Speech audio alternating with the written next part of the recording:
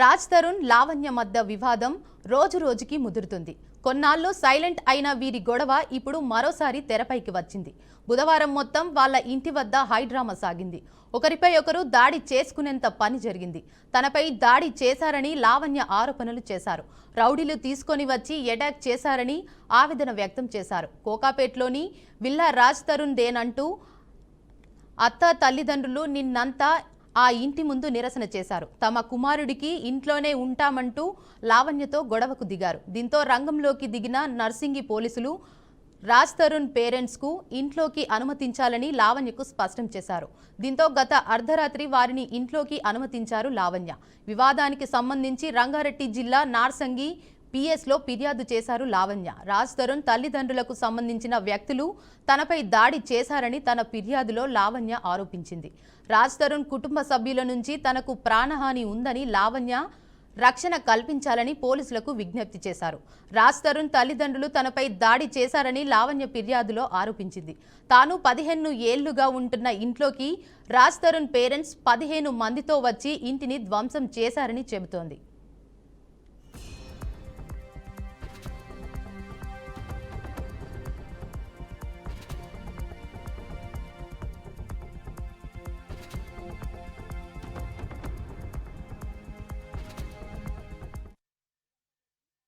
పైన వీళ్ళంతా syndicate batch.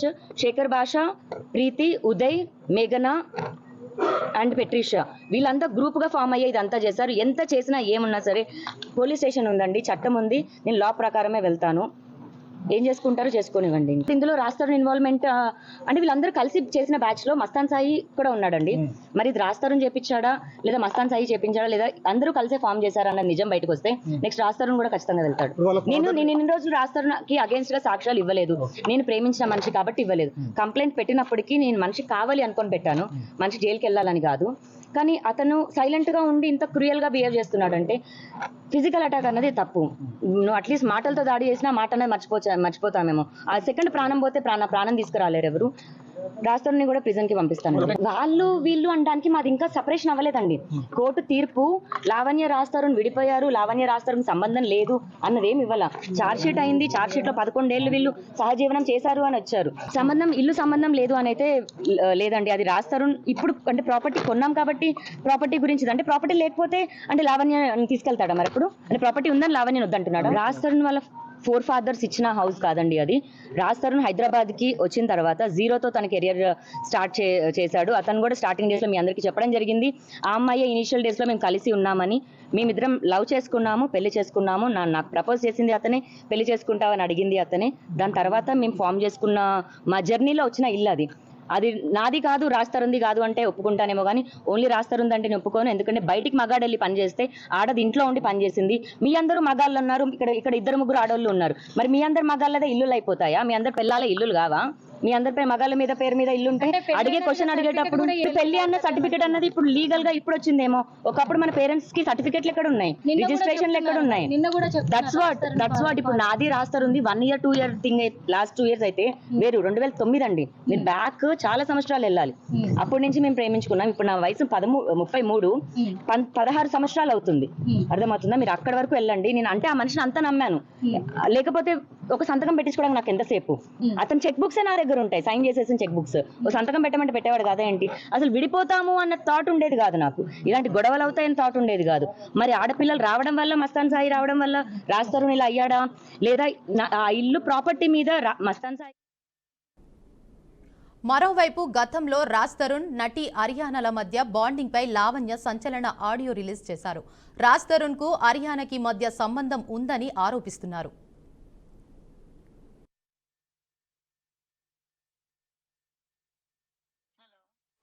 రాజు వినిపించలేదా తన గొంతు నీకు? ఏనా మాట్లాడలే వినపడి కూడా. అదే నువ్వు కూడా మూడో పక్షులు ఆడేవే కదమ్మా మా కర్మకి. నాకు కుక్కలు గిక్కలు పడవు. అదే కుక్కలు పడవు కానీ వీడు కావాలి. అదే కదా నీ ప్రాబ్లం, నా ప్రాబ్లం కూడా. అయ్యయ్యో పాపం కుక్కలు పడవు. కుక్కతో ప్రేమగా మాట్లాడినా పడదు. ఏరా రాజు, పాపం మీ హర్యానా వచ్చి డ్రెస్ కొంగు ముడేసి కుక్క పిల్లలు దొడ్డెత్తుద్దా లేదా అడుగోసారి. నువ్వెత్తుతావు పోనీ మీ ఎవరైనా కూర్చోబెట్టి. ఇద్దరు పనులు ఉన్నారు. అదే మాకు లేక మేము బతికిన రోజులు వీడి కోసం వీడిని దొబ్బేస్తామని రోజును తెలియక అదే రవి హర్యానా నలుగురం కలిసాం. రవి ఉండడు లావణ్య. ఎందుకుండడు హర్యానా తెలుసుకోవచ్చా, అడగచ్చా? ఒక నిమిషం ఆగు రాజు, హర్యానాతో మాట్లాడుతున్నావు కదా, ఒక నిమిషం ఆగు. నేను రవి ఉన్నప్పుడు రాజు ముందు అంత క్లోజ్ గా ఉంటాను లావణ్య. రవి లేకపోయినా నేను రాజుతోనే ఉంటా, రవి ఉన్నా రాజుతోనే ఉంటా. అంటే అంటే ఉండడం వేరు, క్లోజ్ గా ఉండడం వేరంటే అని చెప్పేది. రవి ఉంటాడు హైపోథెటికల్ సిచ్యువేషన్, ఒకవేళ రవి లేకపోతే ఇప్పుడు హైదరాబాద్ వస్తున్నారు రేపు పొద్దున, మనం బయటికి వెళ్ళాం మధ్యాహ్నం కలవడానికి. రవి కలవడా? నేను రానివ్వను. ఎందుకు? నాకు రాజుతో ఉండడం ఇంపార్టెంట్. కాదు, నాకు రవిని కలవాలని ఉంది. నేను కలవనలా. ఎందుకు? నువ్వు కలవ ఇంటికి వచ్చి. రాజు ఉంటే రవి రాడా? ఎందుకు రాడు? మా ఇంటికి రండి. కానీ నేను రాజుతోనే క్లోజ్ గా ఉంటాను, రవి ముందైనా నేను ముందైనా. నువ్వు ఉండొచ్చు, నేను ఉండవుదా? నువ్వు ఉంటే ఉండు, నేనుంటే నాకు ప్రాబ్లం లేదన్నప్పుడు నువ్వు ఉంటే ఉండు. నేను రాజుతో క్లోజ్ ఉంటే నీకు ప్రాబ్లమా? నాకేం ప్రాబ్లం, నేనుంటే నీకు ప్రాబ్లమా? కాదు, జనరల్ అడుగుతున్నా. నేను గర్ల్ ఫ్రెండ్ కదా, నువ్వేంటి? నేనేంటి రాజ్?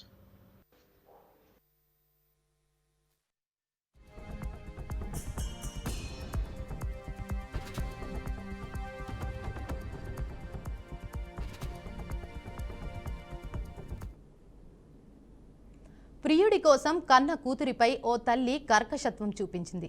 తన వివాహేతర సంబంధానికి అడ్డుగా ఉందని చిన్నారికి వాతలు పెట్టిన అమనావీయైన ఘటన ఎన్టీఆర్ జిల్లా కంచికర్లలో చోటు చేసుకుంది. నందిగామ మండలం అంబర్పేట గ్రామానికి చెందిన శోభన్ బాబు సునీత దంపతులు సునీతకు అదే గ్రామానికి చెందిన కాళిదాసుతో వివాహేతర సంబంధం ఉందంటూ భార్యాభర్తల మధ్య తరచూ గొడవలు జరిగేవి.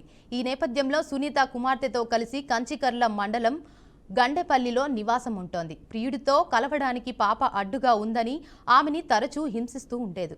20 రోజుల కిందట చిన్నారికి వాతలు పెట్టడంతో తీవ్ర గాయాల పాలైంది.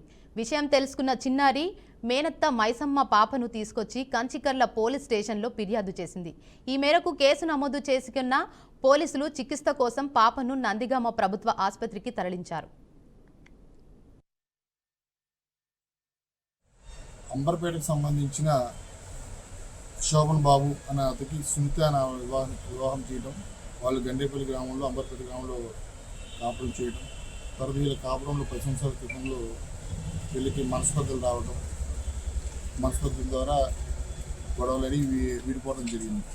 వీళ్ళిద్దరు వివాహ జీవితంలో 3 పిల్లలు. వాళ్ళకి పాప, పెద్ద పాప ఉంది, బాబు చిన్న పాప ఉన్నవారు. ఈ మనస్పర్ధలు రావడం, ఈ అమ్మాయిని ఎవరైతే మనకి ప్రజెంట్ ఇక్కడ సునీత అవడంలో ఆవిడ వేరే అతనితో అంబర్పేటలో ఉన్న కాళిదాసు అతనితో అక్రమ సంబంధం పెట్టుకొని వాళ్ళిద్దరూ సహజీవనం చేస్తూ ఉన్నారు. ఆ క్రమంలో ఎవరైతే ఊహ వచ్చిన పిల్లని 8 years ఉన్న పాపని ఊహలో వాళ్ళు వైవాహికులు వాళ్ళ యొక్క జీవితంలో కలవటం అవన్నీ ఈ అమ్మాయి గమనించి చూసి ఈ అమ్మాయిని అడ్డు తప్పిస్తే వాళ్ళ యొక్క రిలేషన్ది సంపూర్ణంగా ఉంటుందన్న ఆలోచనతో అమ్మాయిని ఒక రోజున ఇంట్లో కట్టివేసి స్పూన్తో గరిటెలతో వాతలు పెడుతూ అదేవిధంగా పైపుతో కూడా కొట్టడం జరిగింది. అప్పుడు అమ్మాయి ఆడటంతో చుట్టుపక్కల రావడం ద్వారా అమ్మాయి ఇంకా అక్కడికి గొడవ పిల్లలు పట్టడం ఆపేశారు. ఆ క్రమంలో వాళ్ళ తండ్రి గారు అమ్మాయిని చూద్దామని వెళ్ళి చూసేసరికి పిల్లకి ఒంటి నిండా వాతలు గాయాలు అవడం ద్వారా వెంటనే హాస్పిటల్ తీసుకెళ్ళి ట్రీట్మెంట్ చేయడం, అమ్మాయికి జ్వరం ఉండడం, జ్వరం తగ్గిన తర్వాత వెంటనే విషయం తెలుసుకొని వెంటనే మనకి పోలీస్ స్టేషన్కి కంప్లైంట్ ఇవ్వడం జరిగింది.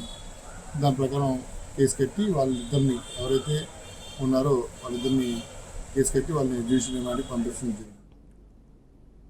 మహబూబాబాద్ జిల్లా ఇనుగుర్తి గ్రామంలో ఉపాధి పథకం కూలీ పనులు చేసుకుంటున్న మాజీ సర్పంచ్ దార్ల రామ్మూర్తి గ్రామంలో సుమారు 20 లక్షల రూపాయలు అప్పు తెచ్చి పలు అభివృద్ధి పనులు చేశాడని చెప్పారు. బిల్లులు చెల్లించడంలో తాత్సారంతో ఉపాధి కూలి పనులు చేసుకుని కుటుంబాన్ని పోషించుకుంటున్నానని ఆవేదన వ్యక్తం చేశారు. గ్రామ ప్రజల బాగోగులు చూసి గ్రామాన్ని సొంత కుటుంబంలా కాపాడుకున్న మాజీ సర్పంచ్ దీన స్థితికి గ్రామస్తులు ఆందోళన చెందుతున్నారు.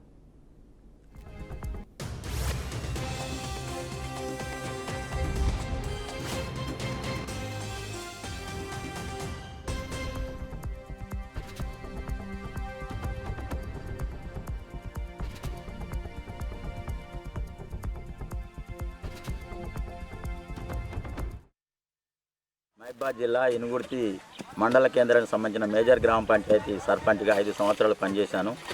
నేను సర్పంచ్గా పనిచేస్తున్నప్పుడు పోయిన రాష్ట్ర ప్రభుత్వం ఆదేశించినట్టుగా, ఇప్పటి రాష్ట్ర ప్రభుత్వం ఆదేశించినట్టుగా గ్రామాభివృద్ధి నిధులను బయట అప్పులు తీసుకొచ్చి పైనుంచి నిధులు రాకపోవడం వల్ల అప్పులు తీసుకొచ్చి అభివృద్ధి పనులు చేయడం జరిగింది. అవి 5 సంవత్సరాలైనా కూడా ఇంతవరకు మా నిధులు మాకు రాలేదు. 25 నుంచి 30 లక్షల రూపాయలు మా దోస్తు వేరే కాంట్రాక్టర్ ఉంటే ఆయనను బతిలాడి నేను వర్కులు చేయించాను. ఆ అప్పులు చేసి ఉన్నాం కానీ మాకు ఆ నిధులు రాక కుటుంబ పోషణ భారం అయి నేను ఇప్పుడు ఉపాధి హామీ కూలీగా పనిచేస్తున్నాను. గతంలో సర్పంచ్గా పనిచేయకముందు కూడా 5 సంవత్సరాలు కాదు 10 సంవత్సరాలు నేను ఉపాధి హామీ కూలీగా పనిచేశాను. ఇప్పుడు కూడా కుటుంబ పోషణ భారమై చాలా ఇబ్బందికరమైన పరిస్థితి. రాష్ట్ర వ్యాప్తంగా కూడా మా సర్పంచులందరూ ఈ చేసిన అభివృద్ధి పనులకు చేసిన బిల్లులు రాక ఆత్మహత్యలు చేసుకున్నటువంటి పరిస్థితి కూడా ఉన్నది. కాబట్టి పంచాయతీరాజ్ శాఖ మంత్రులు మరియు మన సీఎం గారు కూడా మా సర్పంచుల పట్ల కనికరం ఉంచి మా పెండింగ్ బిల్లులను వెంటనే ఇప్పించాల్సిందిగా విజ్ఞప్తి చేస్తున్నాను.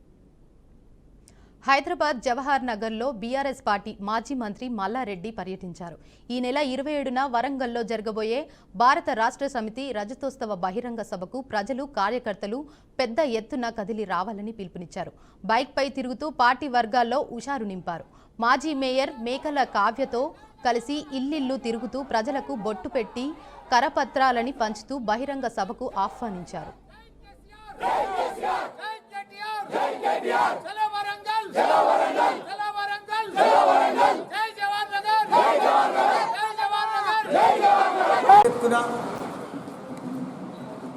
మన బీఆర్ఎస్ పార్టీ 25 సంవత్సరాలులోకి అడుగుపెట్టబోతున్నది కాబట్టి పెద్ద ఎత్తున సిల్వర్ జూబ్లీ ఇయర్ భారీ ఎత్తున మా కేసీఆర్ గారు చలో వరంగల్ అని అనౌన్స్మెంట్ చేసిండు. దానికోసం మేమందరం కూడా ప్రతి కార్యకర్త, ప్రతి మాజీ మేయర్ కానీ, పార్టీ ప్రెసిడెంట్ కానీ, మాజీ కార్పొరేటర్లు కానీ, మాజీ ఎంపీటీసీలు కానీ, సర్పంచులు కానీ, స్థానిక సీనియర్ నాయకులు కానీ, ఉద్యమకారులు కానీ ప్రతి ఒక్కరు కూడా ఇంటింటికి బొట్టు పెట్టి మనమందరం కూడా, ఎందుకంటే 15 నెలల ప్రభుత్వం మనం చూసినాం, వాళ్ళు ఆశ పెట్టి ప్రజలకు వమ్ము చేసి నమ్మకంతో ఏదో మాటలు చెప్పి మాయ మాటలు చెప్పి వాళ్ళు కాంగ్రెస్ ప్రభుత్వంలోకి వచ్చినప్పటి సంధి కాంగ్రెస్ వచ్చిన సంధి పుత్రం అయిపోయింది. తాగటానికి నీళ్లుంటే లేవు, పంటలకు సాగునీరు లేదు, సరిగా కరెంటు లేదు, ఎక్కడ కూడా హరితారం లేదు, ప్రజలకు ఏడ సుఖం లేదు, ఏడ నిమ్మడం లేదు, పైసలు పుట్టలేదు, రియల్ ఎస్టేట్ అసలే లేదు. మొత్తం అంత కరోనా కంటే కూడా అధ్వానమైంది. 2 ఏళ్ళు కరోనా వచ్చినప్పుడు కూడా ఇంత అధ్వానం ఎప్పుడు కాలేదు. ఈ కాంగ్రెస్ వచ్చినాక మొత్తం దరిద్రమైపోయింది. పల్నాడు జిల్లాలోని దాచేపల్లి పోలీస్ స్టేషన్కు బేడీలు వేసిన పోలీసులు హైదరాబాద్లో ఉన్న వైసీపీ సోషల్ మీడియా కార్యకర్త పాలేటి కృష్ణవేణిని దాచేపల్లి పోలీసులు అదుపులోకి తీసుకొని స్టేషన్కి తరలించారు. పోలీస్ స్టేషన్లోకి ఎవరూ రాకుండా స్టేషన్కు బేడీలు వేశారని వైసీపీ నేతలు ఆందోళన చేపట్టారు.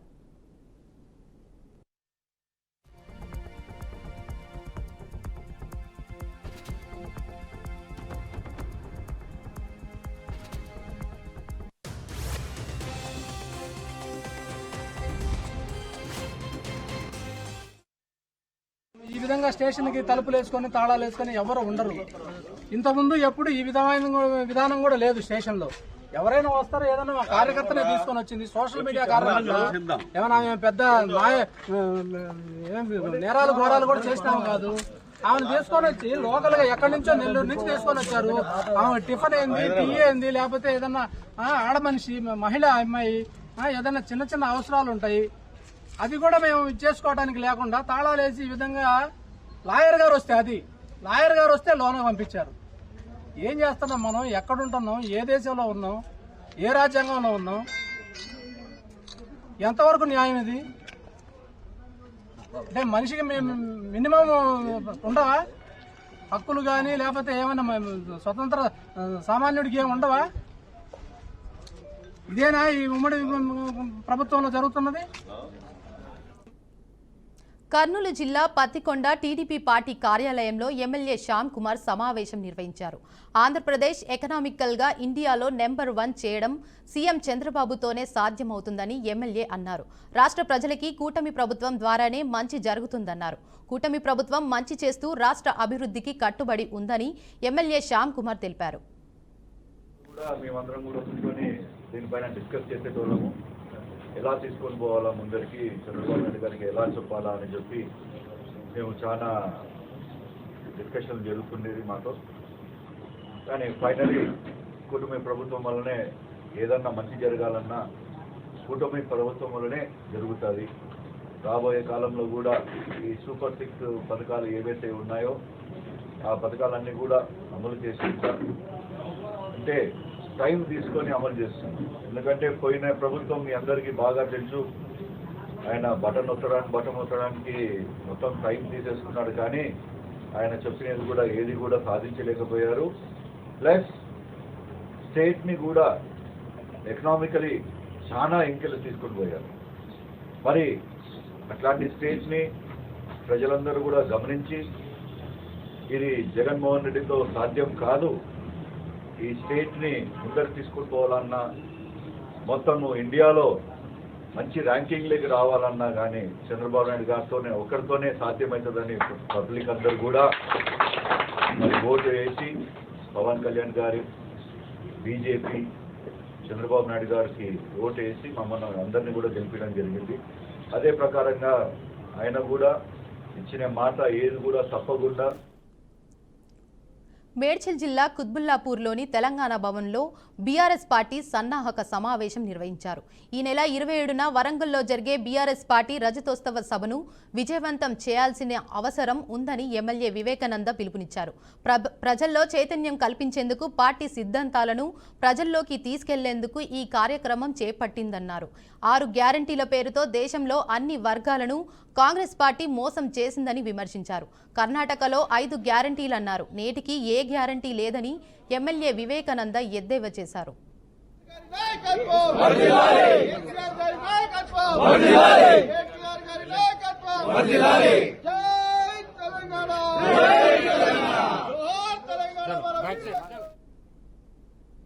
వరంగల్ నర్సంపేటలో పోలీసులు సెక్స్ రాకెట్ గుట్టురట్టు చేశారు. మాదన్నపేటలోని ఓ గృహంలో వ్యభిచార దందా జరుగుతున్నట్లు పోలీసులకు సమాచారం రావడంతో తనిఖీలు చేపట్టారు. 6 నిందితులను ముఠాను పట్టుకున్నారు. సంఘటనా స్థలంలో విస్తుపోయేలా భారీగా HIV పరీక్ష కిట్లు, కాండోమ్లు ఉన్నాయని పోలీసులు తెలిపారు. ఒక బైకు, 5 సెల్ ఫోన్లు, 2000 నగదు సీజ్ చేసి స్వాధీనం చేసుకున్నామని తెలిపారు. సెక్స్ రాకెట్ను ఒక మహిళ నడిపిస్తున్నట్లు సమాచారం.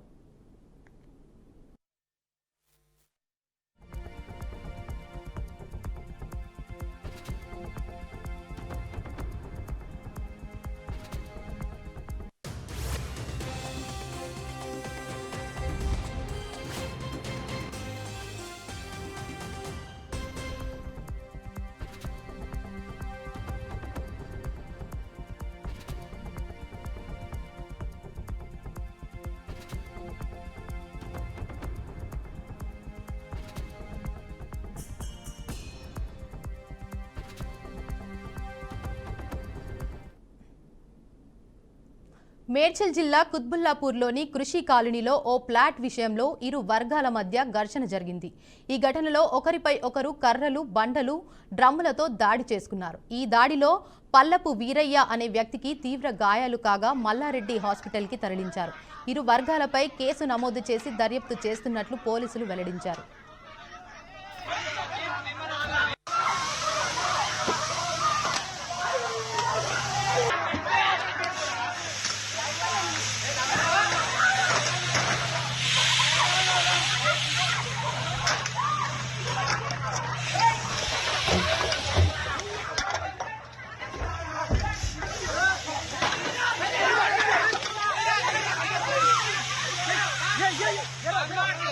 Yeah.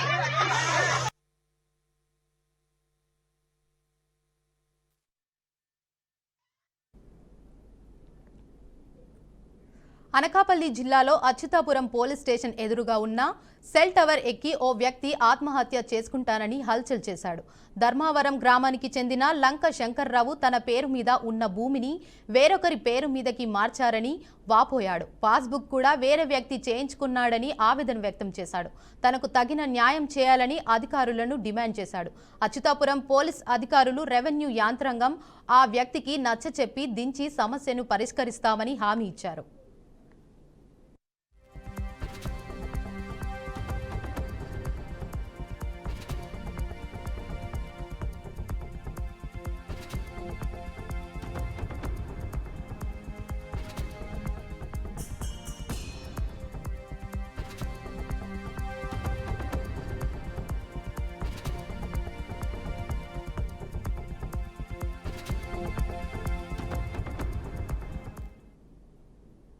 నిర్మల్ జిల్లా కేంద్రంలో రాష్ట్ర ఫుడ్ సేఫ్టీ టాస్క్ ఫోర్స్ బృందం ఆకస్మిక సోదాలు నిర్వహించారు. పట్టణంలోని Mayuri hotel, Bandhan sweet shop, Dattatreya నగర్లోని డ్రై ఫ్రూట్ హౌస్ తనిఖీలు చేశారు. వంటగది, రిఫ్రిజిరేటర్లు పూర్తిగా అపరిశుభ్రంగా ఉంచడంతో యాజమాన్యాలపై అధికారులు ఆగ్రహం వ్యక్తం చేశారు. ఈ తనిఖీల్లో కుళ్ళిన మాంసం, ప్రమాదకరమైన రంగులను కలిపి చికెన్, కాలం చెల్లిన సాస్, లేబుల్ డిఫెక్ట్స్ కలిగిన పన్నీర్ను గుర్తించామన్నారు.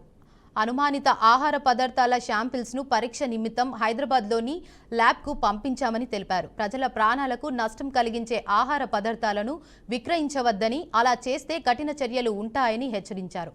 నిబంధనలు పాటించని వ్యాపారస్తులకు నోటీసులను అందజేశారు.